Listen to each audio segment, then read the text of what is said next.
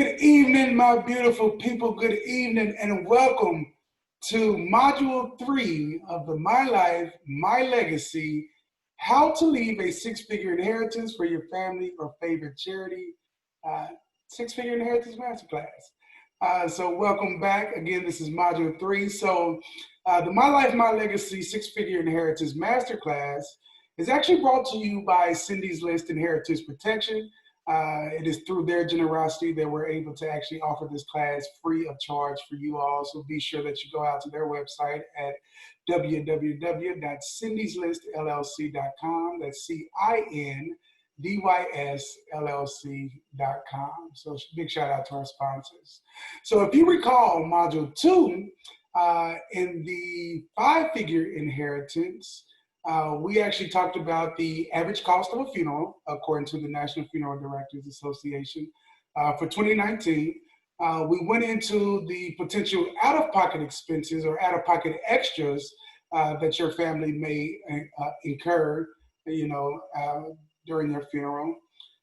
We actually talked about the final expense versus burial expense versus funeral insurance, or burial insurance versus funeral insurance versus final expense, and what the difference was between those three. So pop quiz, what's the difference?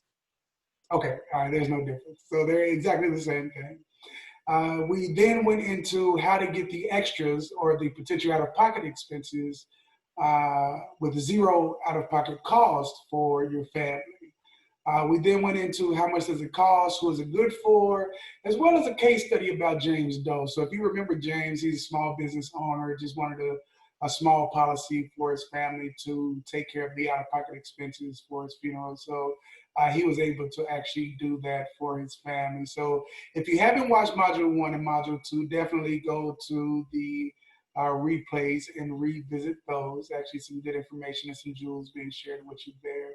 And again, we showed you how to do the four-figure inheritance, and then Module 2 with the five-figure inheritance. Module 3 is the six-figure inheritance. So welcome, welcome, welcome. So again, Module 1, four-figure inheritance, we showed you how to put the funeral home on retainer, how to implement your emergency funeral plan. We went into Module 2 with the five-figure inheritance and showed you how you can get the extras with the zero out-of-pocket expenses for your family. And then Module 3 is part 1 of the six-figure inheritance, where we show you how to go about paying off your debts tax-free. So same disclaimer as the other modules. So if you are here and you are looking to create a six-figure plus inheritance for your family or favorite charity, then you're definitely in the right spot. But if you are intimidated by prosperity, or if you're scared of wealth for your family, then this may not be the class for you. Now, keep in mind that everything is not for everybody. So definitely, it's no shade to you, just not everything's not for everybody. So if you are here and you're looking to implement that six-figure inheritance for your family, then you believe like I do, and that just because you weren't born with a silver spoon doesn't mean that your family can't eat off of silver plates. So if that's you, you're in the right spot. So it's actually doing you a disservice. So we're talking about it. So, we went through Module 1 with the four-figure inheritance. We went through Module 2 with the five-figure inheritance. And we're getting ready to start Module 3 with the six-figure inheritance. But we didn't really define what an inheritance was. So an inheritance is a thing that is inherited. So inherited being the past tense. So, to use it in the sentence, he came into a comfortable inheritance. So it's a legacy that was left to him, an endowment or a birthright or an estate that was left to that person. So being that inherited is the past tense version, what does it mean to inherit? So to inherit something means that you are receiving, whether it's money, property, or title. So you're receiving that as an heir at the death of the previous owner of that money, property, or title. So when you hear inheritance, it doesn't necessarily mean that it's money. It could be property, could be title.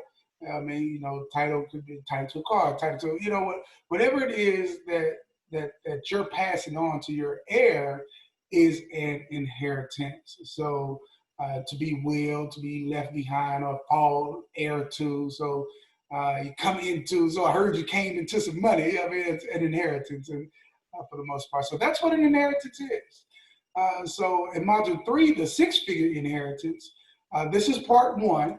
It's actually 2 parts for the 6-figure inheritance masterclass. So in part 1, we actually discuss and show you how to pay off your debts tax-free. Right? So there are basically 2 types of life insurance. You know what I mean? So there's different versions of the 2, but baseline, nutshell, there are only 2 policies or 2 types of insurance, life insurance.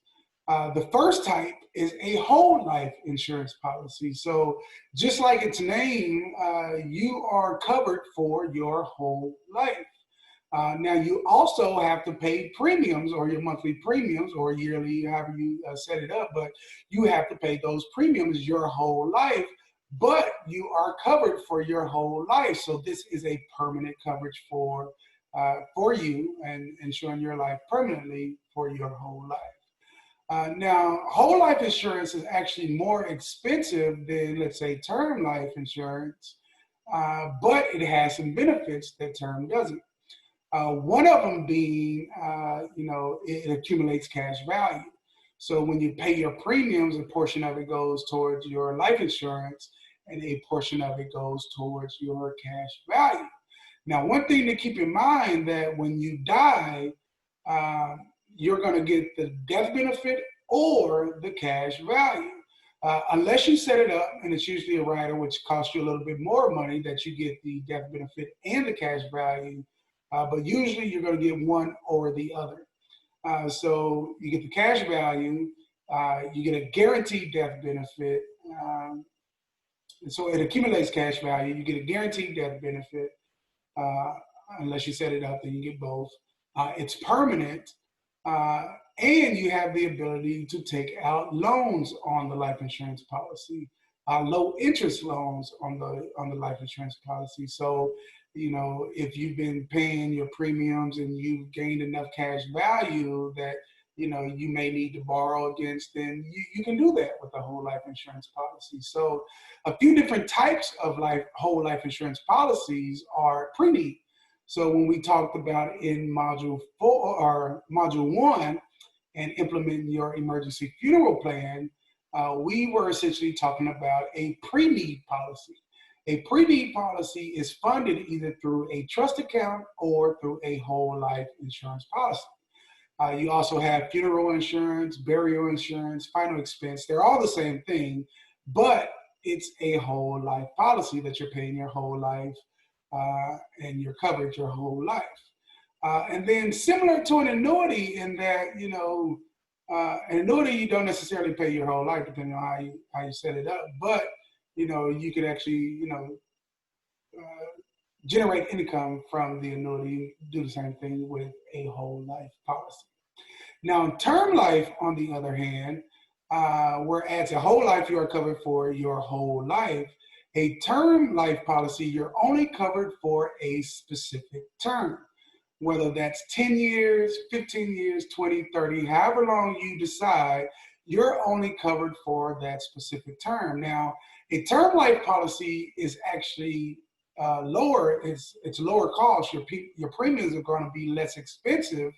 However, those benefits of building tax-free growth in your cash value account, or seeing those tax-free benefits or tax benefits, you don't have that with the term life. So essentially, there's no cash value, there's no tax benefits, and it can be costly to renew. So once your 10-year term is up, if you want another 10-year term, well, you're 10 years older.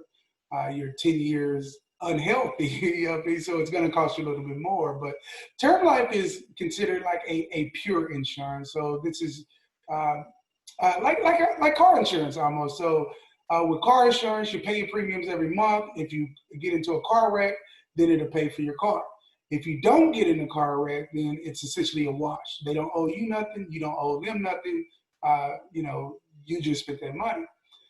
So different types of term insurance or term life insurance is your traditional life insurance, the 10, 20, 30 years.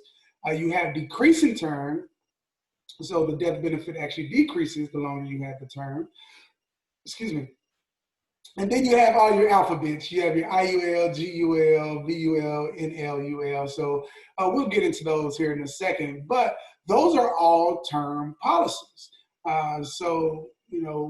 You're only covered for a specific term. Once that term is up, you are no longer covered.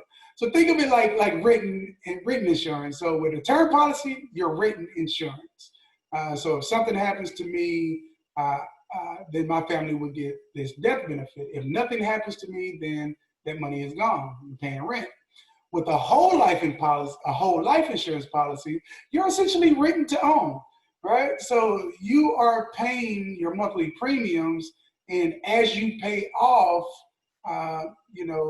your whole life policy, which is essentially your paid up additions or your paid up insurance. So the more you pay into it, the more of the insurance policy you own, the more of the death benefit. And if something happens to you before you pay it completely off, or then your family would get that death benefit. Again, cash or death, unless you set it up to be both. All right, so it's like yin and yang, right? So the different types of term life insurance policies. So your traditional term, whether you want 5, 10, 20, 30 years, you are only covered for that specific amount of time. You're only covered for 30 years, or you're only covered for 10 years. So a traditional term life policy is good if you want to replace your income. Let's say you make $30,000 a year, and if something were to happen to you, you want your kids to have that income for the next 10 years. So you would get a $300,000 policy, so that if you die within that 10, 25, 30 years, then your family will get $300,000. It's also good if you want to pay off a specific debt. Whether it's credit cards, more, whatever it is, it's good for that as well. And if you're a business owner, say you're a business owner, you have a partner, and if something were to happen to you, then, that policy would pay for your half of the business, essentially buying you out of your business with your partner. The other option is a GUL, which is a term life policy. All of these are term policies. So a GUL, or Guaranteed Universal Life, whereas a term policy is actually going to cover you for a specific amount of time, so 10 years, 20 years, 30 years.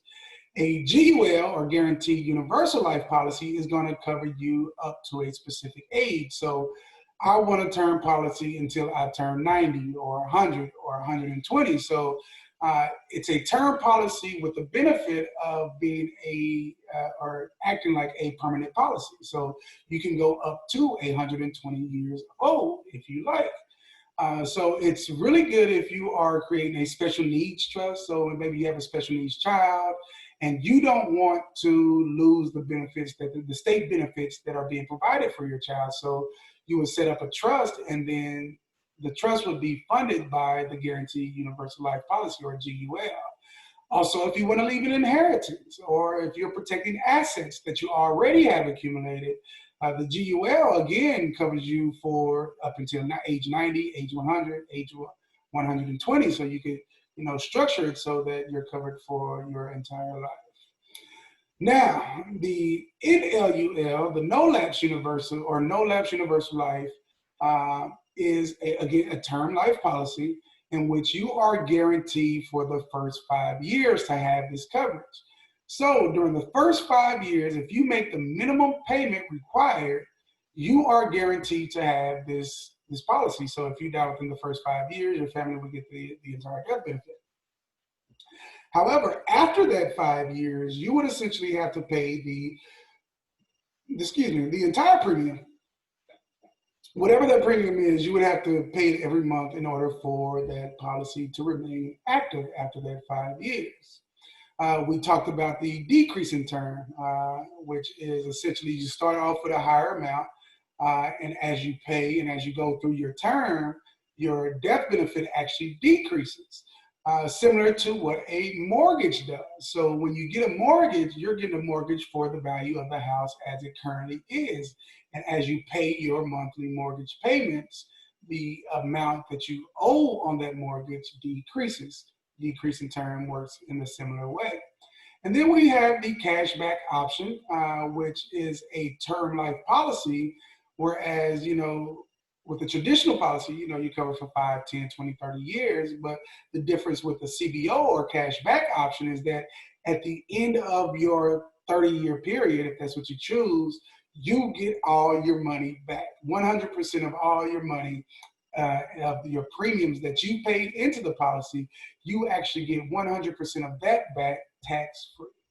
And then the last one is the IUL, so the Index Universal Life. So we see a lot of it as a lot of marketing efforts and a lot of selling of IULs, especially in our community.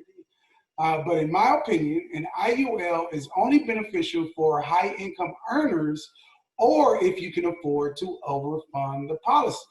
If you're not a high income owner or if you can't afford to overfund the policy, then essentially I would definitely not recommend an IUL for you or your family. So think of an IUL like a bowl of cereal, right? So with a bowl of cereal, you got your bowl and your milk. And so your milk is the term policy. So an IUL is just the term policy. So that's your term policy, is the milk. The cash value and the cash that you're putting in, that's the cereal, right? So you have this bowl of cereal, you got your milk, you got your cereal, you got your term policy, you have your cash value. So essentially, the insurance company every month will come grab a spoonful of your cereal. You know what I mean? So in the form of fees or, whether it's the monthly fees or the cost of insurance increasing. So there's a lot of fees that actually eat up your cash value if you're not overfunding the policy. So if you're not putting more cereal in, then when they come in and take a bite every month, when you get down and get ready to sit down and eat your cereal, well, you don't have as much as you thought you would. So what ends up happening is that either A, you just eat the amount of cereal that you got, or you have the cash value that you got, or you end up having to put more cereal in order to, offset the cereal that they've been coming in here eating every month, right? So the IUL works just like that. You know what I mean? So yes, you have a term life policy. So if anything happens anything happens to you, your family would get the death benefit of the term life policy. And you're also building cash value. However, you're also losing some cash value to fees. One in particular, you're losing monthly 0.06%, I believe, every single month. So the more money you have, the more money they're going to take out. Also, the cost of insuring you is increasing every year. So that's got to come out as well. So essentially what an IUL does is take your money, purchase options on the stock market, but they're not using your money though. So which is how they can, count the upside and then a zero floor. So yes, there's zero floor that you're losing to, stock market fluctuation, I guess, but you can actually lapse on an IUL because the fees eat up all your money. You know what I mean? So essentially, unless you're a high income earner, you know what I mean, or unless you can afford to overfund the policy, definitely wouldn't recommend it. So a term policy, like I said, is good for a specific debt or for a certain amount of time. Maybe, I only need this term policy for 30 years because after 30 years, I'm going to make buku money and I ain't going to need it after that. Then a term policy would be good for you. Or if you have a specific debt that you want to pay off, if something were to happen to you, like a mortgage, for example, then, a term policy would be good for you. But the two that we're actually going to discuss today in the Six-Figure Inheritance Masterclass are the cashback option and the decreasing term. So again, all of these are options that are available, and each one of them can be used for certain things. So the method that we're teaching here at Cindy's List, which is a little bit different than every other insurance agent or company out there, is that we're teaching you the laddering method. So the laddering method is nothing new. It's actually been around for a while. However, there's not really a push or a marketing effort to educate the folks about this system or this new method, or in my opinion, it's a better way to insure yourself. So the laddering method is essentially taking an insurance policy and using that policy for a specific reason so that you maximize the benefits of that insurance policy. For example, in Module 1, we talked about your emergency funeral plan. Well, your emergency funeral plan is a pre-need policy that you set up with the funeral home. It's a whole life policy or a trust account that the funeral home sets up. That's one type of policy. Module 2, we talked about the 5-figure inheritance and how you can pay for those additional out-of-pocket costs, again, using a final expense policy or funeral insurance policy to offset that cost so that your family comes out of zero out of pocket. That's another type of insurance policy. And then we're going to talk about in Module 5, the 6-figure inheritance, how to use a term policy to pay off your debts tax-free. So, different types of policies for different reasons. So what that does for you as the owner of these policies, so let's say you take all your money and you just buy one policy, you just get an IUL, for example. Well, if you fall on hard times and you can't afford to make that premium, then you essentially just lost your policy. I mean, sure, you can get some of that money back via, cashing it out or whatnot, but you won't get as much as you put into it, But by using the laddering method and the method that we're teaching here at Cindy's List Funeral Inheritance, if you come on hard times, it's a lot easier to, cut down one policy and lose one policy rather than losing everything because you only have one policy, if that makes sense. And plus, Module 1, which we showed you in the emergency funeral plan, you're paying that off in 6 months to 5 years. You know what I mean? So that's paid off. It's done. You don't have to worry about it. But Module 6, we're going to talk about the CBO, the cashback option, as well as the decrease in term. So our case study for this evening is actually Alex Doe. So Alex is 30 years old. He actually has one child. His child is 15 years old. And Alex, he's been doing all right. He's been working for a while now, and he has some savings. He's not really living paycheck to paycheck. He has some savings. It's not a humongous amount of savings, but he's doing all right for himself. Now, he already has an insurance policy that his mother got him when he was younger. Excuse me. So, his child will receive that policy because he's not going to touch it. But Alex also went through Module 1 and Module 2, so he's implemented his emergency funeral plan. He's implemented the funeral insurance so that his family doesn't have to come out of any extra. So he has all of this in place already. So the only thing that Alex is really worried about right now is this 30-year mortgage or this house that he has. And it's important to him that he leaves this house to his son. And because he already has his EFP, his funeral is paid for, he's already paid for the extras. His mama already got him a policy, so he's going to leave that for his son. He wants to make sure that his son has this house and that he can leave this house for his son. So now if we use the DIME method, which is the debt, income, mortgage, and education, then if we take Alex's DIME, so let's say he's making $30,000 a year. So if something were to happen to him, we want his son to have income for the next 10 years, then that's $300,000. Okay, so the house that he purchased is worth $100,000, so he has a $100,000 mortgage. He has about $5,000 in credit card debt, and he went to trade school, and he has $50,000 in educational expenses. Or let's say he went to college, didn't finish, and still ended up with $50,000 worth of education expenses. So or debt. So if we add all of that up for the silver lining, he paid off his car, right? So, so you gotta have a happy ending somewhere. So he paid off his car, car's paid for, so he doesn't have to worry about that anymore. So if we add all of that up, we're looking at $455,000 worth of debt. Now, if we go with the dime method and $455,000, then we would get a term policy for $455,000. And if something were to happen to you during the term, your kid would have $30,000 for the next 10 years. The house would be paid off at $100,000. The credit card debt would be paid off in full. Student loan debt would be paid off in full as well. Or that's $50,000 that your child could use toward their educational expense, right? So $450,000 that Alex would have to prepare for.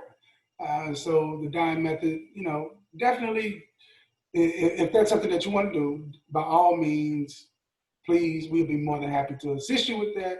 But like I said, we're actually teaching a method called the laddering method here at Cindy's List Funeral Inheritance, which allows you to maximize the benefits of each of the policies, and you have different policies for each one of the ones that you want to pay off, or each one of the scenarios that you want to cover. So let's say that alrighty, Alex is saying, all right, I don't need $455,000 because I'm gonna pay off my credit card debt in 2 years. I ain't worried about that. I don't need to make, or I don't need 10 years worth of income because my son is 15 years old and he's going to be at that point where he's going to start making his own income, right? So, he doesn't need all that. So the only thing he has left is the $100,000 30-year mortgage that he wants to make sure that he leaves to his son. So option one is using a decreasing term. Let's say you get a 30-year decreasing term. So like we said before, that decreasing term is going to go down as the term increases. So year one of a 30-year decreasing term, the death benefit would be $111,000. So that if something happens to you, your family would receive $111,000. But if, let's say, you die in year 15, then you won't get that 111 because the term is decreasing. So let's just say you end up with $60,000. So your family would get $60,000 if you were to die in year 15. So one of the benefits of a decreasing term policy is that you can either take the death benefit of 100,000 or 60,000, whatever it is, because it's calculated at the time of death, or you can decide to take monthly payments and use those monthly payments to pay off the mortgage payment each month. Let's say in this case it's $500 per month, and you will get that mortgage payment or that income every month for at least 2 years. Could be more, but you're going to get it for at least 2 years. So in this case, Alex would have paid $435 per year or $36 a month, and he would have paid about $13,000. So with a decreasing term, just like a traditional term, when your term is over, it's a wash. They don't owe you nothing, you don't owe them nothing, but that money's gone. You know what I mean? Now, mind you, if you die, your family get that tax benefit, or they can get that monthly benefit. You know what I mean? So, and to use it, accordingly. So that's one way to do it. So because if they use the money to pay off the house, so if it's decreasing when the mortgage is decreasing, you pay your monthly mortgage payment, then they won't necessarily need that whole 111,000 or the whole 100,000. So 60,000 should be enough to pay off the mortgage, right? Hopefully. So you're leaving the house for your family. You're leaving that six-figure inheritance for your family. So remember, it doesn't have to be money for it to be an inheritance. You're leaving the house that's worth 100,000, six-figure inheritance. That just like that. Now, option two is the cashback option, so the CBO. So in this case, he has a 30-year mortgage. So, we set it up so that he has the opportunity to pay off his mortgage 5 years early. So how do we do that? Well, we set it up as a cashback option of 25 years. So if he dies within that 25 years, then his family receives $100,000 and they can use that to pay off the mortgage, six-figure inheritance. Let's say he pays it off himself, then the family gets $100,000. So should he die within that 25 years, six-figure inheritance. Well, let's say that Alex does not die, right? So if Alex does not die, we saw with the decreasing term that money's gone. But in this case, if Alex does not die in year 25, at the end of year 25, Alex will receive $19,000 plus cash back, tax-free, and he could use that money to pay off the remaining 5 years of the house. Now the house is paid for, six-figure inheritance. He can use that $19,000 to pay off any existing debt that he may have. Maybe he's accumulated that $5,000 has turned into $10,000 in credit card debt. He can take $10,000 of that and pay it off tax-free. He can take $15,000 and go on vacation if you want to, you know what I mean? But he's getting all that money back tax-free. So that 25 years, if he dies, his family gets $100,000, six figures, six-figure inheritance. Pay off the house, six-figure inheritance, because you got that house. We ain't even talking about how much the house is worth, right? We ain't even talking about the equity or, you know, how much it's worth now, but let's just assume it, just hypothetically, it doesn't get any equity and it's still worth $100,000. Well, you're leaving a six-figure inheritance for your family through this property or through the life insurance. Either way, six figures. So now it's a little bit more expensive, but you're getting all your money back anyway, right? So if you pay $60 a month, you're gonna get your $60 back anyway. You know what I mean? So you're paying a little bit more in order to take advantage of that benefit. So, which goes back to what we were saying about the laddering method, right? And in both of these instances, though, so let's say Alex doesn't die, but he becomes critically ill or chronically ill, or he gets some terminal illness. Well, Alex can tap into that life insurance as if he had died. So let's say year 20, Alex comes down with a terminal illness, and let's say he has 6 months to live. Well, he can cash in his life insurance policy as if he had died, and his family would get $100,000. In this case, he's still living, so he would get that $100,000, you know, for himself. Again, if he doesn't die, then at the end of year 25, he got $20,000 that he can leave to pay off his debts. You know what I mean? So six-figure inheritance for your family, just that quick, right? So if you are interested in learning more about how to implement your inheritance debt plan, if you are wanting to know how you can pay off your debt tax-free using life insurance proceeds, then give us a call. You know what I mean? You can call us at the office at 724-624-9297. You can call me directly on my cell, 832-443-6123. You can email us at info@sixfiguremasterclass.com. Definitely go out to our Facebook page and follow us at the Six Figure Inheritance Masterclass group to stay updated when the next modules will be released. But, you know, thank you all for coming. Thank you all for tuning in. Again, in this module, we talked about the six-figure inheritance and how you can pay off your debt tax-free. We showed you 2 ways that you could do that. You know, one of them being a decrease in term in which it pays off your mortgage and you're leaving that house that's worth 6 figures to your family, so you're leaving that six-figure inheritance.